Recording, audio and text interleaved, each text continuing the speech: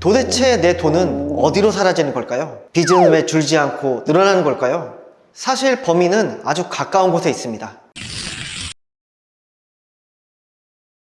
안녕하세요. 신용회복위원회 박정욱입니다. 여러분, 혹시 이런 생각 해보신 적 없으신가요? 분명 월급이 들어왔는데 며칠 만에 어디로 다 사라졌지? 딱히 큰 돈을 쓴 기억은 없는데 카드값은 왜 이렇게 많이 나왔는지 미스터리일 때가 있죠. 도대체 내 돈은 어디로 사라지는 걸까요? 빚은 왜 줄지 않고 늘어나는 걸까요? 사실 범인은 아주 가까운 곳에 있습니다. 바로 이 정도는 괜찮아 라고 생각하게 만드는 달콤한 유혹들 때문인데요. 오늘은 우리도 모르는 사이 빚더미 앉게 만드는 아주 위험한 소비 습관들의 특징에 대해 이야기해 보려고 합니다. 소액 결제부터 리볼빙, 그리고 도박이나 게임 아이템 구매 같은 사치성 소비까지, 오늘 영상 끝까지 보시면 위험한 소비의 고리를 끊어내실 수 있을 겁니다. 그럼 바로 시작할까요? 첫 번째 특징은 미래의 나에게 현재의 즐거움을 위한 비용을 떠넘기는 것입니다. 대표적인 예가 바로 소액결제, BNPL, 리볼빙, 무이자 할부입니다. 먼저 소액결제와 BNPL, 정말 편하죠? 당장 돈이 없어도 터치 몇 번이면 원하는 걸 가질 수 있으니까요. 하지만 이게 정말 무서운 이유는 돈을 쓴다는 감각을 무디게 만든다는 것입니다.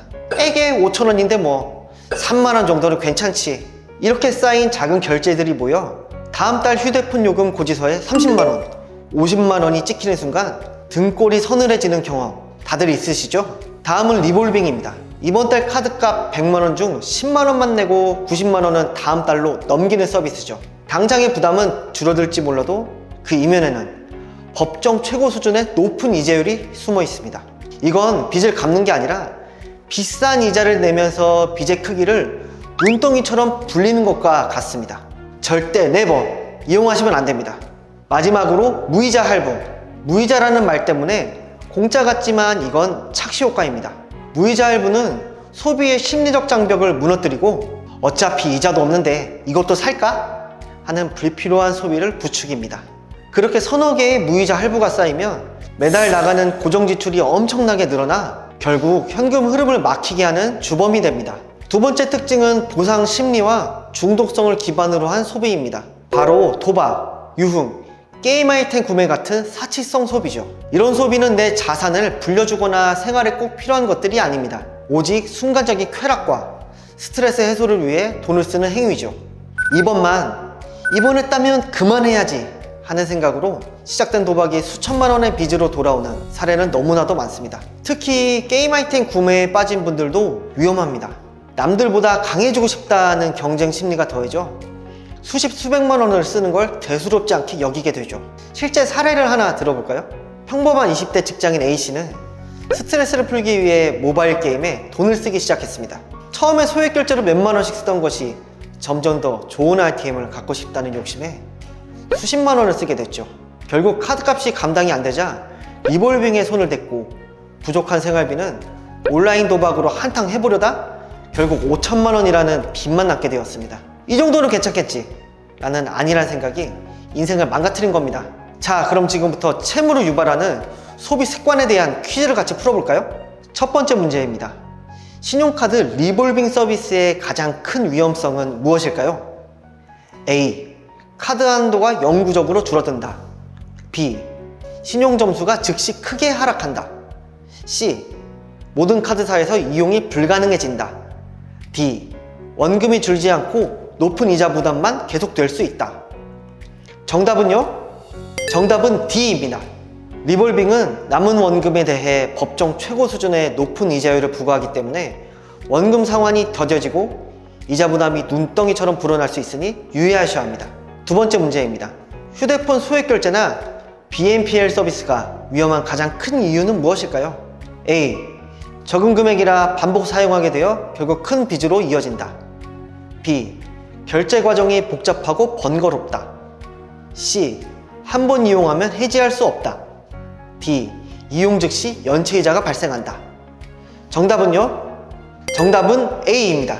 결제 시점에 돈을 쓴다는 감각을 무디게 만들어 티끌모아 빚더미가 되는 결과를 낳기 쉽습니다. 세 번째 문제입니다. 이번 달 카드값 200만원 중 20만원만 결제하고 180만원을 리볼빙으로 넘겼습니다. 다음 달에 벌어질 가장 가능성 높은 상황은 무엇일까요? A. 180만 원에 대해서는 다음 달에 이자 없이 원금만 갚으면 된다. B. 카드사에서 감사의 의미로 특별 포인트를 지급한다. C. 다음 달 카드값에서 180만 원이 자동으로 할인된다. D. 남은 원금 180만 원에 높은 이자가 붙어 총 상환 부담이 증가한다. 정답은요? 정답은 D입니다. 리볼빙으로 이월된 180만 원에는 높은 이자율이 적용되어 다음 달에는 새로 쓴 카드값 플러스 180만 원 플러스 이자를 갚아야 합니다. 네 번째 문제입니다. 직장인 A씨의 사례, 게임 아이템 구매, 리볼빙, 온라인 도박. 이 보여주는 가장 중요한 교훈은 무엇일까요? A. 스트레스는 게임으로 풀어야 한다. B. 리볼빙은 위급할 때 유용한 서비스이다. C. 하나의 잘못된 소비가 더 큰 빚으로 이어지는 연쇄 효과를 낳는다. D. 온라인 도박은 쉽게 돈을 벌 수 있는 방법이다. 정답은요? 정답은 C입니다. 작은 사치성 소비가 카드값 부담으로 이어서 리볼빙으로 결국 더 위험한 도박으로 이어지는 빚의 악순환을 보여주는 대표적인 사례입니다. 오늘 우리는 빚이 쌓이는 소비 습관의 특징들에 대해 알아봤습니다. 기억하세요.